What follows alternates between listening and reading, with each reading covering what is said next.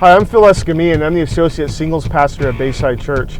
You know, one thing you may not know about me is I'm a really impatient driver. I'm the guy that when you're driving and you look in your rearview mirror, there's a guy shaking his fist or honking his horn and maybe mouthing out some unchristian words when you're going too slow, and I'm the guy that's always trying to get past you. Well, the reality is I'm impatient behind the wheel, probably because I don't take the time to map out where I'm going ahead of time. The truth is, when I'm running late or I need directions quickly, it's probably my own fault because I haven't taken time to figure out how to get from point A to point B.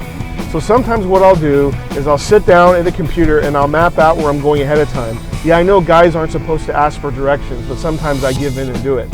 So when I'm mapping out my directions, you know, I'll get the directions on the computer, but the bottom of the page in little print, what it'll say is, these directions are for planning purposes only.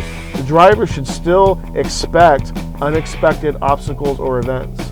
Well, unexpected obstacles or events, that's why I did the directions in the first place.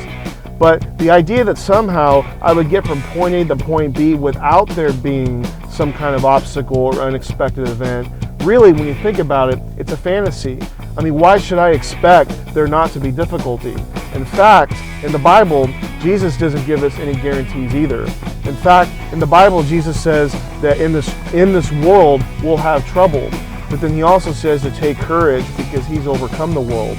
So in other words, even though Jesus promises us a new life in him, he promises us so many things, he never promises us that we won't experience obstacles, that we won't experience difficulties. So what we have to keep in mind is even though we can plan our very best to get from point A to point B, we're still going to have difficulties. We can still expect challenges. This week in our reading for small groups, we're going to ask you to read chapter 5 in the Christian Atheist book, where it talks about what does it mean to believe in God even though life isn't always fair. I want to encourage you to read that passage and to pray about circumstances in your life where maybe you're dealing with the unexpected.